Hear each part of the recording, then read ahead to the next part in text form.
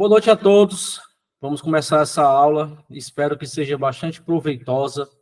Espero que vocês aprendam muitas coisas comigo aqui hoje. Qual foi o intuito de eu criar essa aula? Assim, muita gente não sabe, mas eu sou um dos peritos muito atuante em questão de correção de laudo. Eu costumo dizer que por trás de cada advogado do país sempre vai ter um perito. Cabe a nós conquistar esse advogado e você ser o perito por trás do advogado. Quando você está num processo que não tem assistente técnico, mas quando você vê as manifestações do advogado, essas manifestações com termos da nossa profissão, manifestações muito técnicas, é porque existe um advogado, um perito por trás. E eu tenho esse trabalho, eu tenho alguns advogados no país que eu tenho esse trabalho de fazer correção, principalmente de laudo. Corrijo o laudo e faço a defesa, impugnação ou convergência do laudo. Eu faço muito isso, faço muito isso. E eu tenho encontrado no país todo respostas não técnicas e não corretas de quesitos. Vocês têm que ter a noção de que quesitos técnicos, de laudos grafotécnicos, são perguntas que devem ser respondidas tecnicamente. Não simplesmente porque você não entendeu ou que você não sabe, você vai dizer que é quesito prejudicado. Não, não é assim que funciona. Se você tiver num processo que pensa que não tem um assistente técnico, mas que o advogado usa termos técnicos da nossa profissão, pode ter certeza que tem um perito por trás, e esse perito ele vai espremer a sua dificuldade técnica. Pensando nisso, eu criei essa aula. Boa noite a todos, sejam bem-vindos, e eu espero compartilhar esse conhecimento com vocês, tá? Eu separei alguns quesitos, porque assim, tanto eu faço quesito, eu preparo quesito, como eu respondo quesito, como eu corrijo quesito. Então, tem material aqui para a gente passar aqui umas 10 aulas, no mínimo, respondendo quesitos. Mas eu tentei buscar aqui uns bastante cabulosos para explicar para vocês. Teve uma pessoa aqui que perguntou se eu vou disponibilizar o slide. Não, eu não vou. Porque assim, eu não respondi. É só para dar um charme aqui na apresentação, eu não respondi. Mas a aula vai ficar gravada, quem quiser depois tirar alguma informação. Ou tiver alguma dificuldade com o quesito, mesmo não sendo meu aluno, mas está com dificuldade de quesito, pode vir no meu privado, que eu faço essa cortesia de ajudar você. Tá certo? Vamos lá.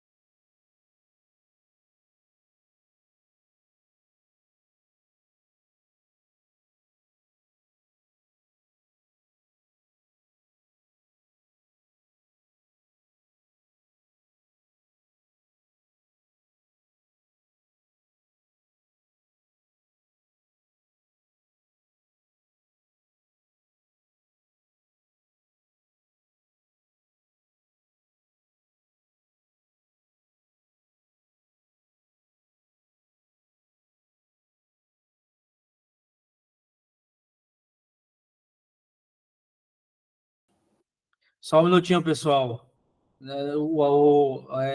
O Google Meet não está deixando eu compartilhar a tela inteira.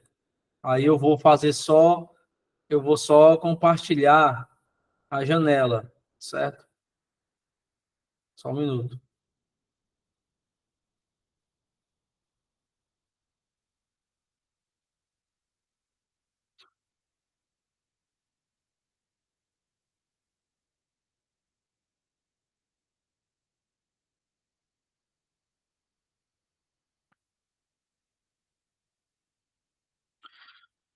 Pronto, vamos lá. Todo mundo está me ouvindo, tudo beleza, né? Show de bola. Vamos lá, tá?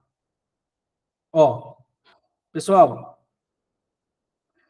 primeiro quesito, tá? Qual é a norma de procedimento de grafoscopia utilizada na elaboração do laudo grafotécnico? Olha, pense numa pergunta complicada, tá? Ó, o que acontece? O que acontece?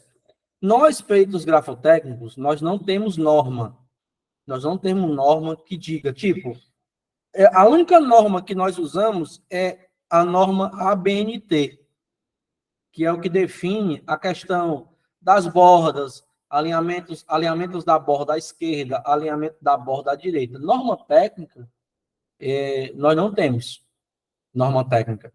Essa pergunta, ela se criou pelo seguinte: os peritos criminais, eles têm uma norma que eles usam para emitirem laudos grafotécnicos, tá?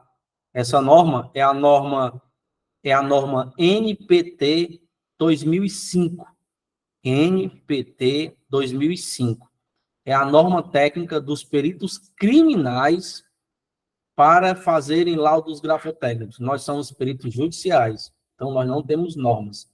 Então, a resposta mais sensata para esse quesito é quesito prejudicado, pois, ponto. Você respondeu, ponto. Pois o perito grafotécnico, ele se enquadra na perícia judicial. Pronto, só isso. Nada de só quesito prejudicado. É bom dizer quesito prejudicado porque é um termo técnico, mas sempre dá uma explicação. Relembrando, quem tem a norma técnica são os peritos criminais, que é a NPT 2005. Beleza? Pronto, essa foi o nosso primeiro quesito. O segundo, as técnicas utilizadas pelo senhor perito judicial são aquelas previstas e estabelecidas pela moderna ciência documentoscópica? Uma pergunta muito comum na perícia grafotécnica. Por quê? Todo mundo sabe que a perícia grafotécnica, ela tem a junção da perícia documentoscópica. Só que nós vendemos a perícia documentoscópica separada, que é o certo. Por quê? Se, por exemplo, se existir uma pergunta no seu laudo perguntando que tipo de papel aquele contrato foi assinado, isso aí é um item específico da perícia de documentoscopia. E para você afirmar algo técnico, se faz necessário você ter um laudo. Convenhamos, você dando um processo de justiça gratuita, pegando os valores aqui do Ceará 441,68, aí você vai fazer dois laudos, o laudo de perícia grafotécnica e o laudo de perícia documentoscópica? Não. Se tem quesitos sobre documentoscopia, você pode usar isso como pedido, abertura técnica para pedir majoração. Mas você nunca vai dar. Eu já corrigi laudo que a pessoa afirmou que o papel era A4, sulfite branco, sem ter embasamento nenhum, sem ter feito teste químico, sem ter usado, por exemplo, pelo menos uma lente contra-fios, sem ter feito nada, só fez dizer. E perito que diz algo sem prova técnica não é perito. Ele é uma pessoa que pensa ser perito. Então, essa pergunta, ela é quesito prejudicado, ponto. pois a perícia que foi deferida pelo magistrado ou pela magistrada trata-se de perícia grafotécnica. Pronto, só isso. Fazendo assim, você responde de forma técnica e clara. Porque você não vai dar documentoscopia. Abrir aqui um parênteses. 99% dos cursos do país hoje, eles formam, vocês me formaram da forma errada, na parte da documentoscopia. O que é que se aprende na documentoscopia? Analisar cédula de dinheiro, itens de segurança em dinheiro, essas coisas. E não é a realidade da documentoscopia do país.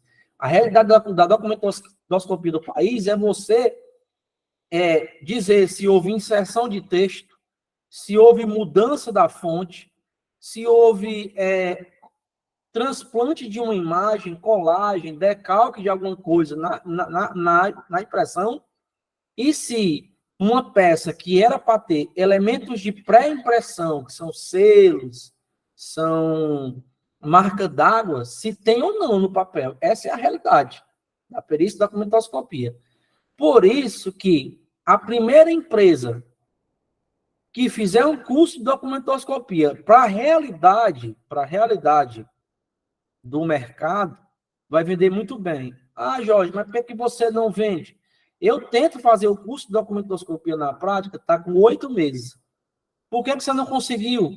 Olha, depois do caso daquele grande professor que está sendo acusado de plágio em São Paulo, por ter usado o e-book de uma outra grande autora, uma grande perita, e aí todos nós que damos aulas ficamos com medo de usar imagens de outra pessoa para fazer aula. Porque esse processo, ele vai ser um divisor de águas, esse processo que esse grande professor está sofrendo, está sendo acusado por plágio. Então, assim, para fechar o parênteses, para a gente partir para o próximo tópico. Qual é a realidade da documentoscopia hoje? Qual é a sequência? A realidade são contratos. Qual é a sequência que você, como perito, deve aprender para trabalhar na área da documentoscopia? Primeiro, o tipo de papel. O tipo de papel, 99,9% será o A4 sulfite.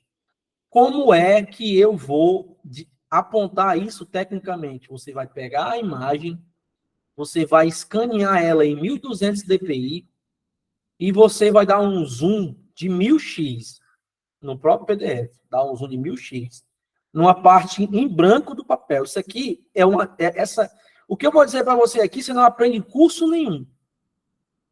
A não ser que seja meu aluno, claro, modéstia à parte. Vai imprimir essa peça original em 1200 dpi.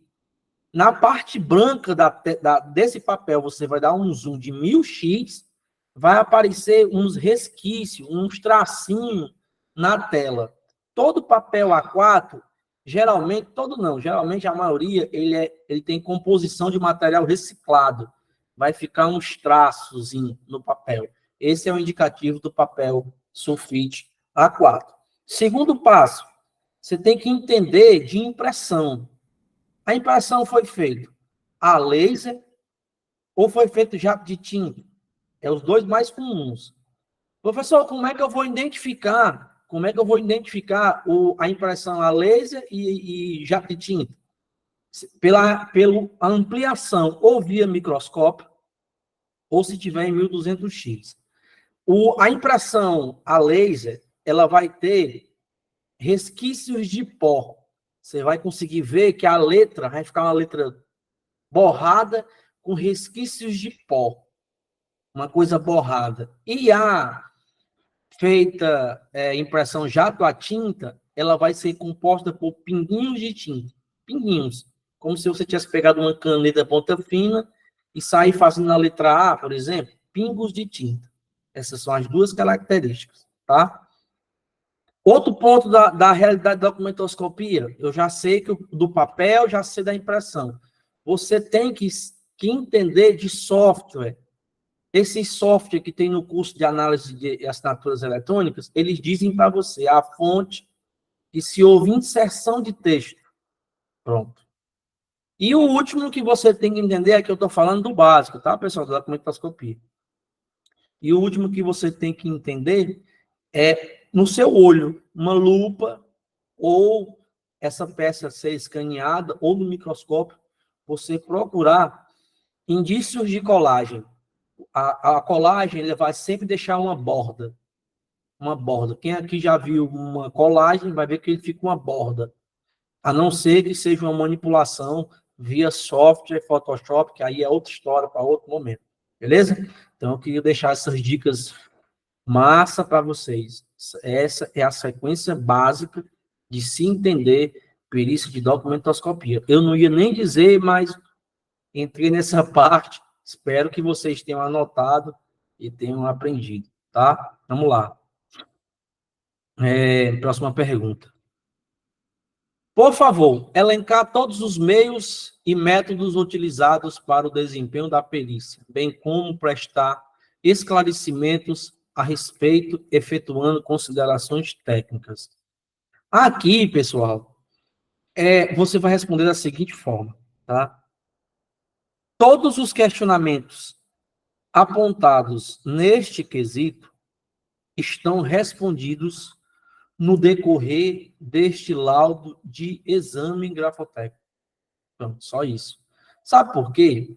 Você poderia responder do jeito que está lá, mas a gente tem que acostumar o advogado que a gente está enfrentando a ler nosso laudo. O nosso laudo também tem que ser um laudo que tenha contextualidade. O que é que eu quero dizer? Que ele tenha uma sequência lógica. Que comece, vá para o meio e vá para o fim.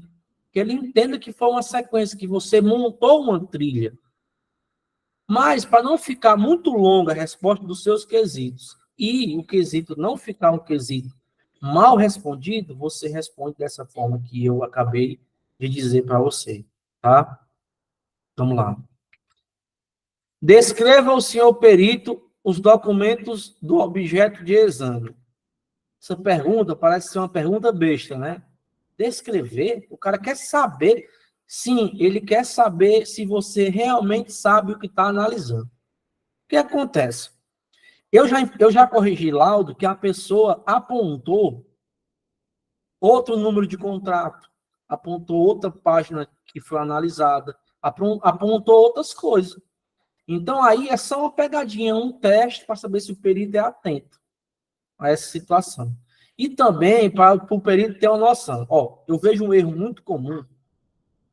Eu tinha muito esse erro aqui na mentoria, tá? Por exemplo, tem cédulas de crédito bancário que a pessoa assina a ficha de proposta, assina o termo de consentimento do débito e assina o termo de autorização, o desconto. Está autorizando o desconto do empréstimo. Aí são 3 assinaturas, mas a assinatura que deve ser analisada é a assinatura do campo que autoriza o desconto. As outras 2 que eu acabei de falar, elas são comparativas para você. Ela não é. Ah, professor, estou com um laudo aqui, fui nomeado, estou tendo de ficar doido, porque são 3 assinaturas. São 2 comparativas e uma peça questionada. Porque a assinatura de planilha de proposta e a assinatura de consentimento, ela não tem valor legal. O que vai ter valor legal é a assinatura que a pessoa autorizou o desconto. Então, é assim que funciona. Não é que tem 3 assinaturas e você vai pôr 3 assinaturas no laudo. Não. Entendeu? Só para vocês terem essa informação. Beleza. Enquanto as rúbricas, professor. Beleza. Ó, pergunta muito interessante, viu? O que acontece? Quando há o despacho do juiz, lá ele vai dizer o que é que tem que ser feito, concorda? Que você tem que analisar aquela peça questionada. Quando você for para a petição inicial, lá na petição inicial, no início do processo, o advogado está alegando qual é o contrato que não reconhece. Então, é o seguinte, digamos que você está diante de um contrato que tem peça questionada, tem assinatura alfabética, que é o nome, ele escreve o nome cursivo, e tem as rubricas, que são assinaturas não alfabéticas. São traços que a pessoa cria. Você só vai analisar ela se ela for a peça questionada e houver o pedido dela. Se você, por acaso, tiver dificuldade em entender isso, você pode ir aos autos do processo, via petição, e perguntar se existe alguma assinatura, além da assinatura alfabética, para ser analisado. Quanto mais serviço, mais caro fica seu valor. A conta é simples, tá certo? Então, assim, você só analisa aquilo que foi proposto e pedido para você assinar. Se tem rubrica e assinatura que é alfabética, escrita cursiva, você foi pedido para analisar somente a assinatura alfabética, as rubricas não fazem parte, tá? Deixa eu ver qual é a outra pergunta aqui. Nos meus quesitos foram pedidos para analisar assinaturas e rubricas. Sim, beleza. O advogado pode pedir para você analisar as duas. Mas o juiz deferiu para você analisar as duas, porque quem manda no negócio é o juiz. O juiz disse o que para você? Que você, conforme decisão, blá, blá, blá, blá, blá, solicita ao perito que faça análise nas assinaturas do contrato XXXXX. Agora, se o juiz disser, fica autorizado o perito a fazer análise das assinaturas e rubricas de um determinado contrato, aí você faz as duas. Mas se ele falar só assinatura, você analisar só assinatura. E outro, detalhe, se tiver rubrica, se faz necessário saber se tem documentos oficiais dessa pessoa assinado com a rubrica. Tem que saber se tem para você ter comparativo. Se não tiver, o cara pode ter assinado de uma forma. Eu tenho um processo de um aluno na mentoria, um aluno de Minas Gerais. Ele foi nomeado lá no Paraná. Ele, em 2018, o autor do processo assinava com rubrica, assinatura não alfabética. 2019, ele alterou, renovou a CNH. A CNH de 2019, ele passou a assinar alfabético, o nome dele completo. Quando foi 2020, surgiu um contrato assinado por ele com uma rubrica. Aí ele fez, sabe o quê? Ele foi nos autos, ele entrou na justiça contra o banco para dizer que ele não assina. Que ele não assina daquela forma. Quando o aluno me mandou as documentações, aí foi que eu encontrei isso. Ele assinava de um jeito, passou a assinar de outro. Então, ele não tinha padrão. Isso aí é uma tentativa, a gente tem que ficar muito atento, pode ser uma autofalsificação.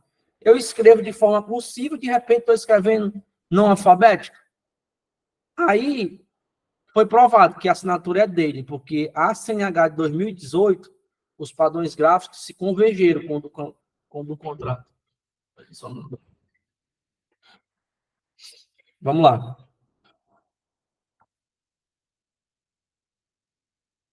Confrontando a assinatura do contrato, colacionado nos autos, com a assinatura do requerente em sua identidade, colacionada às folhas, pode-se afirmar que ambas pertencem ao requerente? Aqui, às vezes, a pessoa, na ânsia de responder bem rápido, a pessoa responde que sim, sendo que é não. Aqui é uma pegadinha que pede para a pessoa ter atenção. Porque, assim, você só vai responder se assinaturas pertencem ao requerente se a assinatura for verdadeira. Se for falsa, você vai responder assim, não. A assinatura constante na peça questionada, objeto da lide desse processo, em comparação ao padrão gráfico sabidamente assinado pelo autor, são divergentes. Pronto. Essa é a resposta técnica e correta quando não é do mesmo punho. Se for do mesmo punho, você vai dizer assim, sim, ambas as assinaturas convergem. Pronto. Bem simples. direto e prático, tá?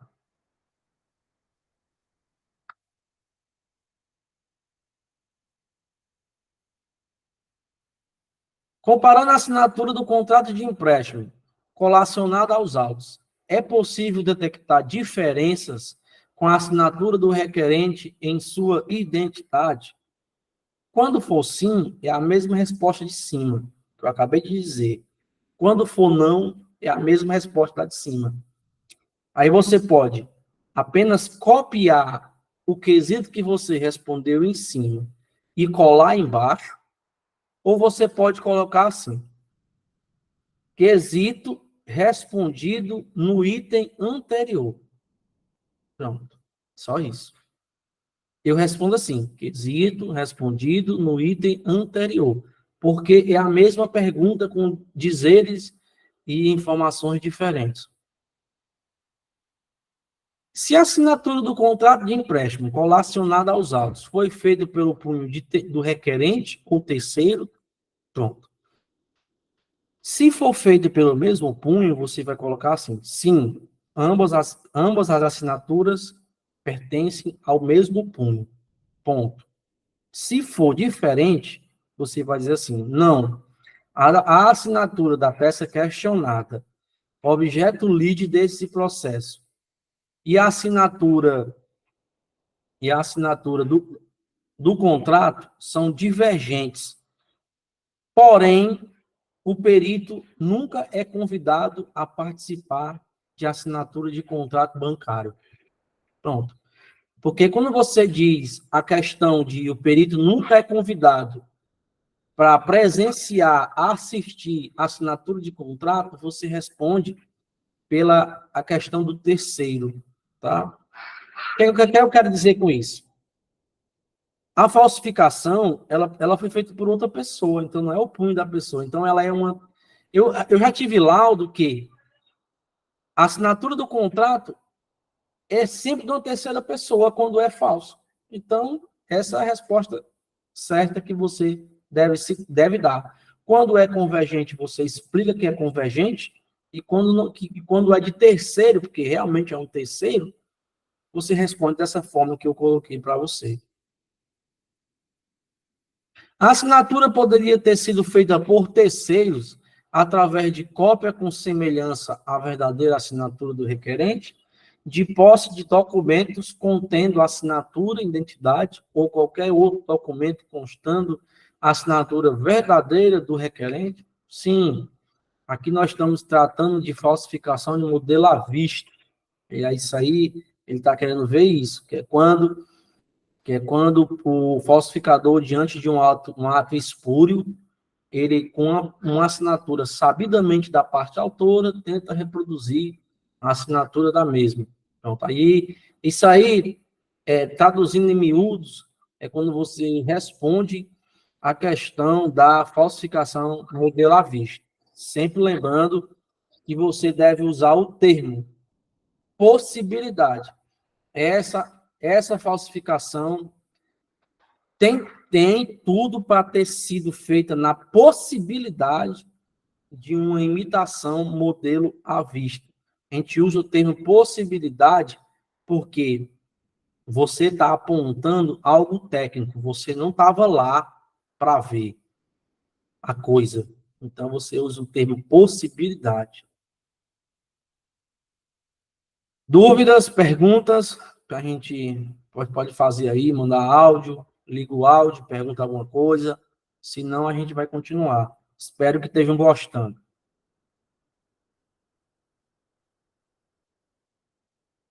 Pronto, ninguém pronunciou, então vamos seguir. A possibilidade de as assinaturas existentes nos documentos constantes no autos serem divergentes em seus elementos técnicos da escrita? Isso aqui parece uma pergunta difícil, né?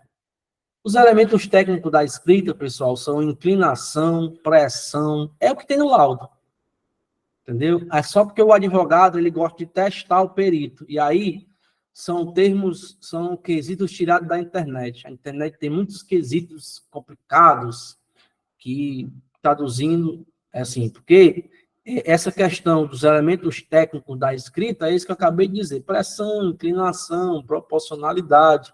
Então, ele pergunta isso. Sim, porque assim, a assinatura, ela pode ter partes convergentes e pode ter partes divergentes. Nem vai ser sempre convergente em 100%, nem vai ser 100% divergente. Então, a resposta certa para este quesito é o seguinte. Sim, ponto. Todas apontadas no decorrer desse laudo de exame grafotécnico. Essa é a resposta. A pessoa ter que criar o hábito de ler seu laudo.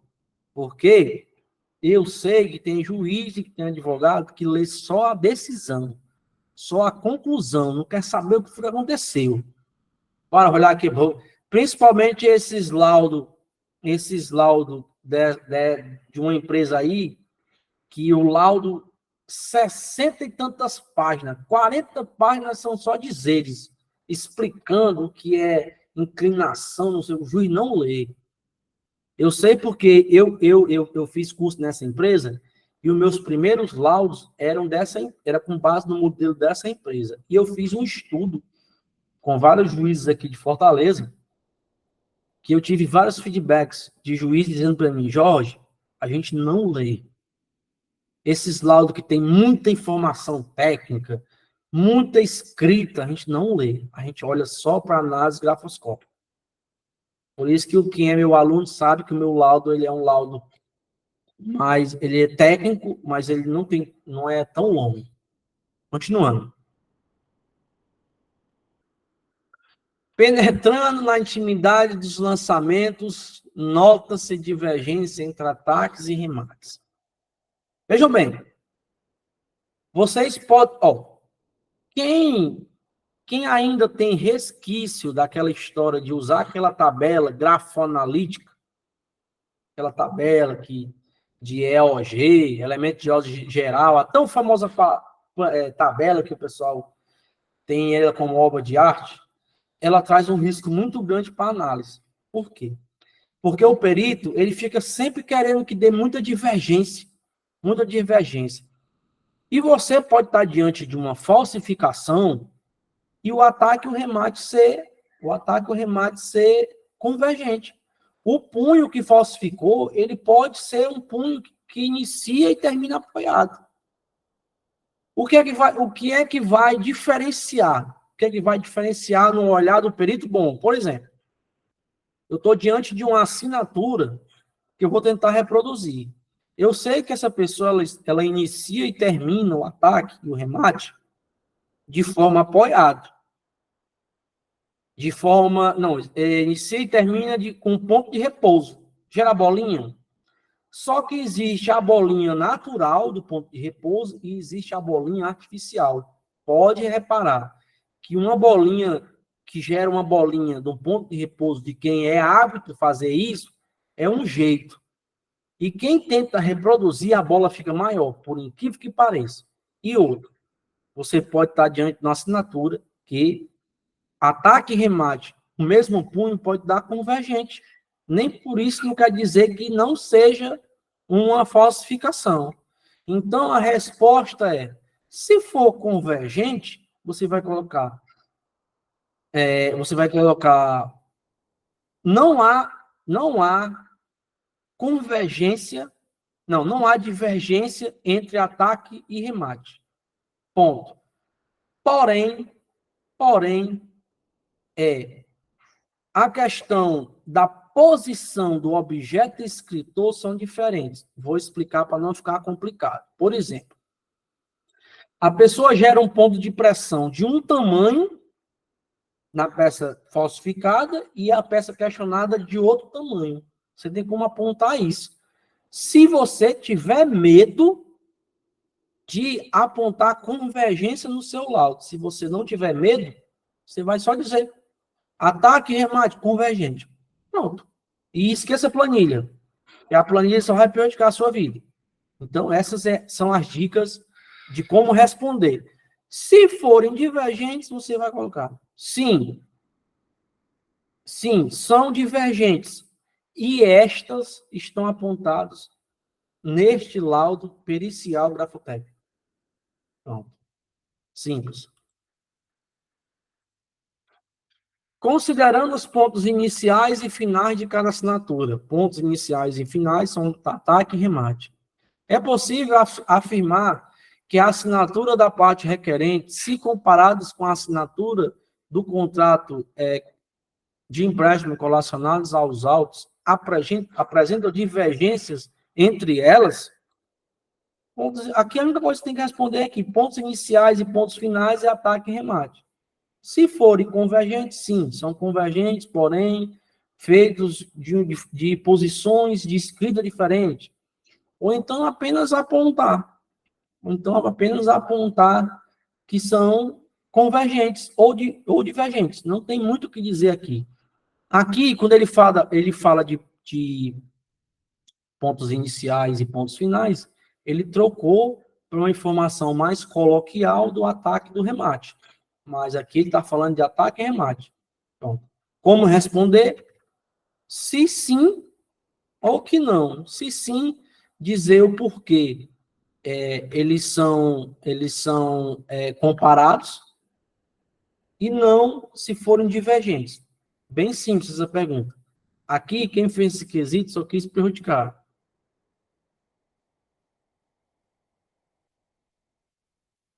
Considerando os movimentos angulares e curvilíneos entre a assinatura do requerente do contrato de empréstimo relacionado aos autos, é possível afirmar que existem diferenças entre elas, qual? Comparando o grafismo da assinatura requerente com a assinatura do contrato de empréstimo relacionado aos autos. É possível afirmar que existe divergência entre elas? Qual? Eu ainda vejo poucos peritos fazerem análise de valores angulares. Deixa eu abrir aqui para vocês um valores angular, para vocês entenderem.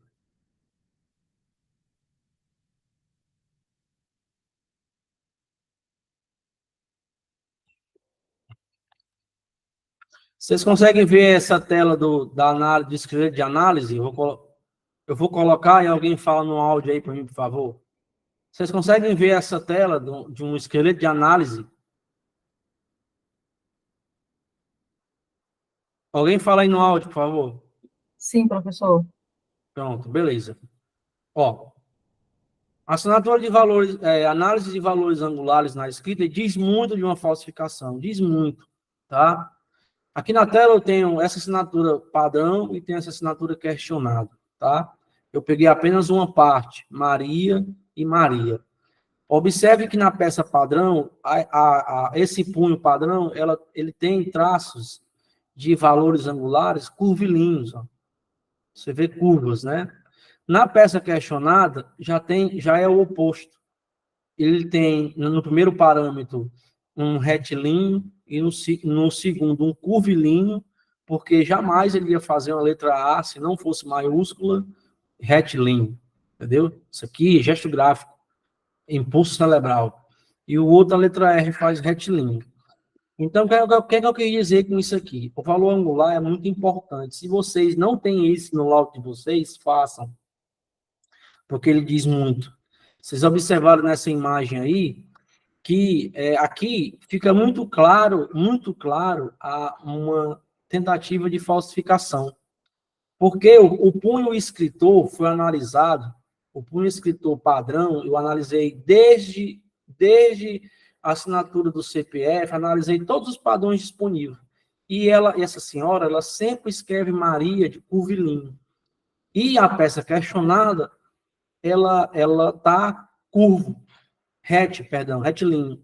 Então, a pessoa que tem um hábito de escrever tudo curvilíneo, jamais ia fazer rete. Isso aqui é impulso cerebral. Isso aqui é uma coisa, é um hábito gráfico dela. Então, repito, se vocês não fazem no laudo de vocês análise de valores angulares, façam. Porque o valor... Aí eu vou abrir um parênteses. Ah, professor, mas eu já tive... que os dois fazem curvilíneos, são convergentes. Mas vocês podem observar que na peça padrão, para a peça questionada, mesmo sendo curvilíneo, tratando-se de uma situação que os dois convergem, o jeito de fazer as curvas da peça padrão vai ficar diferente da peça questionada. Por mais que diga, mas o gesto gráfico é único, uma assinatura é diferente da outra, mas você pode observar que os valores angulares aí diz muito de uma assinatura falsa, tá? Não adiantando que nós estamos perto de terminar.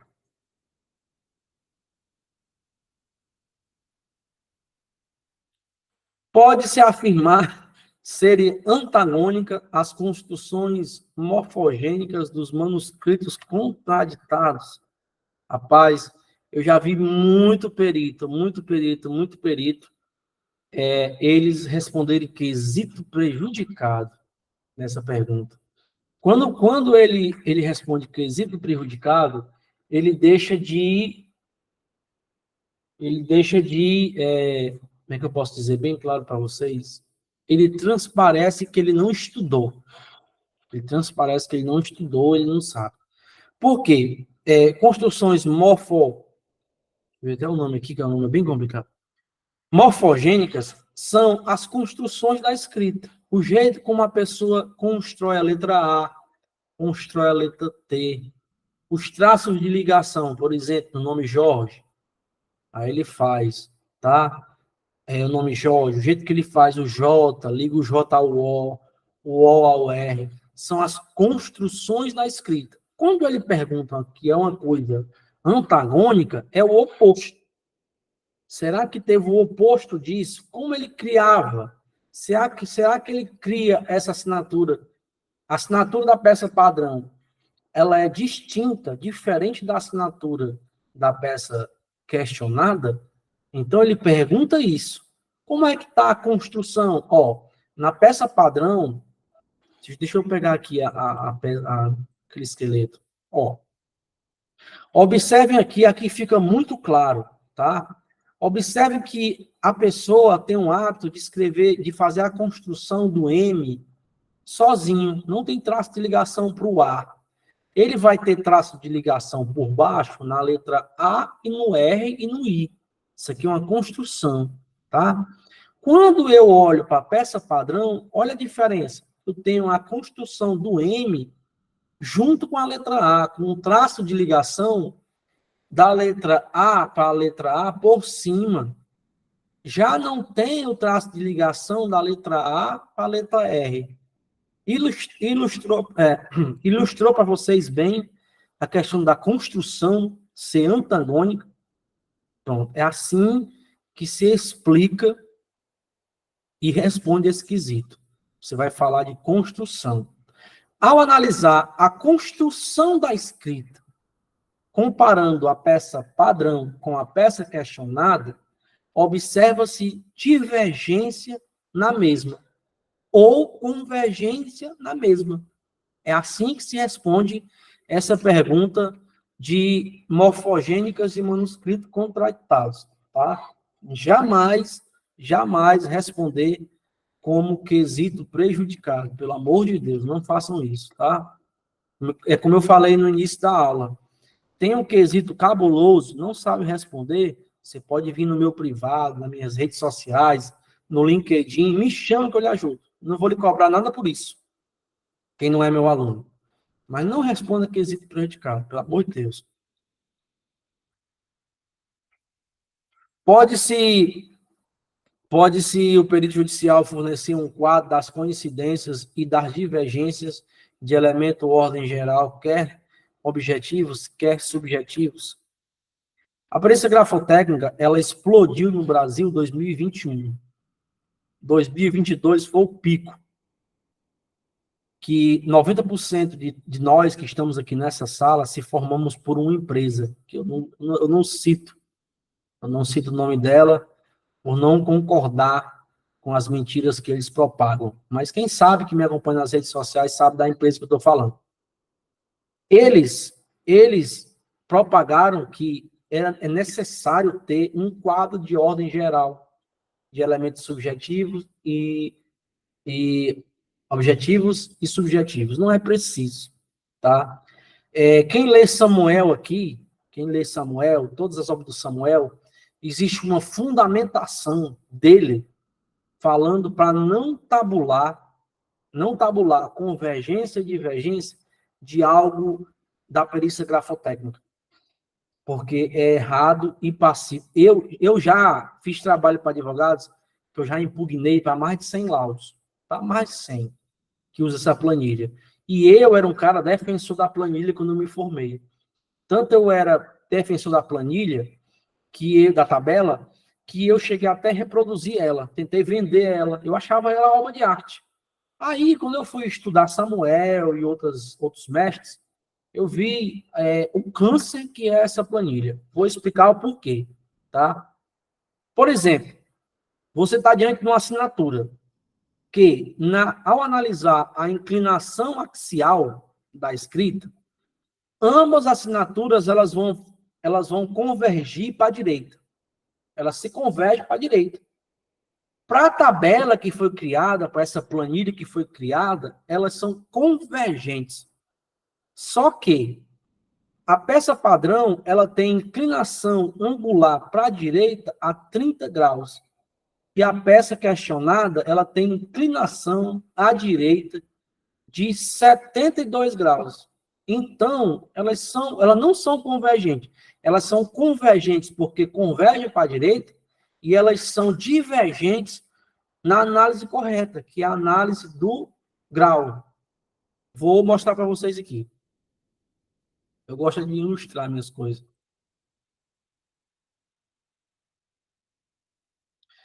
Ó, aqui vocês estão diante de duas assinaturas, peça padrão, peça questionada, certo? Ambas, elas são convergentes porque ambas, elas são para a direita. Observem que o primeiro parâmetro da inclinação tem 16 graus para a direita, o segundo tem 20 graus para a direita, na peça padrão.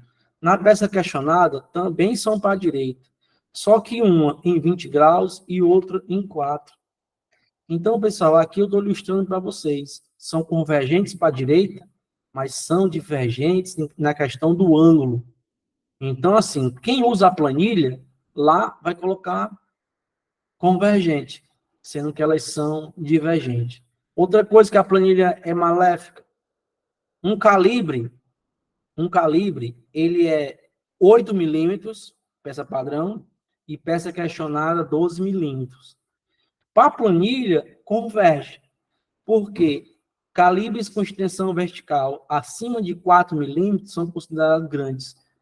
Como é que é convergente se um é 9 e o outro é 12? Não pode ser convergente. Um tem um tamanho e o outro não. Mas para a planilha é convergente. Para vocês, só para ilustrar a coisa maléfica que é essa planilha. Tá certo? Não vou nem me estender não, porque quem me conhece sabe que eu sou um cara que mais odeia essa planilha. Vamos lá.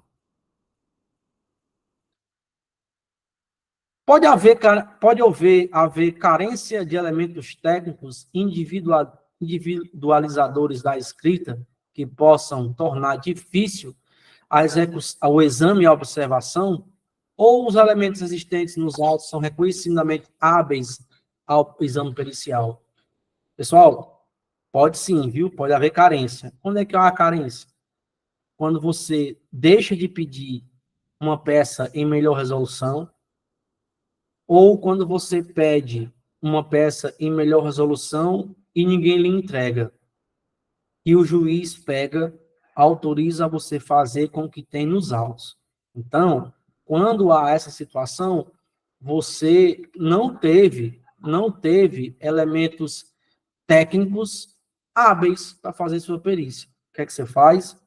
Quando você tiver o pedido negado de pedido de peça em melhor qualidade, ou o juiz pedir para você fazer com a peça que tem nos autos, faça uma petição se precavendo, dizendo que concorda com a decisão do juiz, mas que, devido à qualidade da imagem, não será um laudo 100% categórico, que faltou elementos hábeis, técnicos, para você fazer sua análise.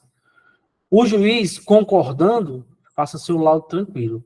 Por quê? Por exemplo, no hábito gráfico, esquírula, você só consegue ver numa imagem boa. O ataque e o remate, se for uma xerox digitalizada, ele vai ficar tudo apoiado e você não sabe na peça original se é apoiado, se não é apoiado, se é infinito. Pressão na escrita, você não consegue ver em peças ruins. Então, assim, a dica que eu dou como mentor, como colega de vocês, como professor, é se embasem. Se vocês pedirem tudo e não for entregue, faça uma petição explicando, dizendo que você não teve habilidade, não teve ferramentas, não teve condições técnicas de realizar um trabalho 100% conclusivo. Deixe claro, tá? Não apenas concorde e faça. Porque se você pode ser impugnado. Por exemplo, quando nos quesitos, eles pedem quesitos suplementares, que seja deferido quesitos suplementares. Não caiam nessa história que muitos dizem aí, eu vou cobrar mais 20, 50% dos honorários para responder quesitos complementares. Jamais peça isso, jamais. O seu trabalho tem que ser bom ao ponto de você não precisar de quesitos suplementares. Quando você cobra para responder quesitos suplementares, você está dizendo que o seu trabalho pode ter erro. O próprio nome já diz. Quesito suplementar. Para que eu vou querer responder quesito suplementar se o meu trabalho é responder os preliminares? Quando você responde o quesito suplementar, o seu trabalho deixou dúvida. Então, eu vou dar uma dica aqui de ouro para vocês. De ouro, quando tiver a pergunta sobre quesitos suplementares. Se quiser até anotar, anotem. Você vai responder assim. Não há óbice. Óbice é obstáculo. Não há óbice, desde que seja entregue a este expert a peça questionada de forma original e física. Ponto. Você matou o advogado aí. Matou o advogado, você está respaldado e não vai responder quesito suplementar. Primeiro, porque se você responder quesito suplementar, o seu trabalho não foi bom. Não cobre, não queira cobrar. Não queira cobrar. Se o seu trabalho for bom, não tem quesito suplementar. Se o seu trabalho tiver quesito suplementar, é porque o seu trabalho não foi bom, o seu laudo não foi bom, tá? E se precisar de defesa técnica, de laudo impugnado, você pode me chamar no privado, que eu oriento vocês. Tá certo, pessoal? São 20 horas.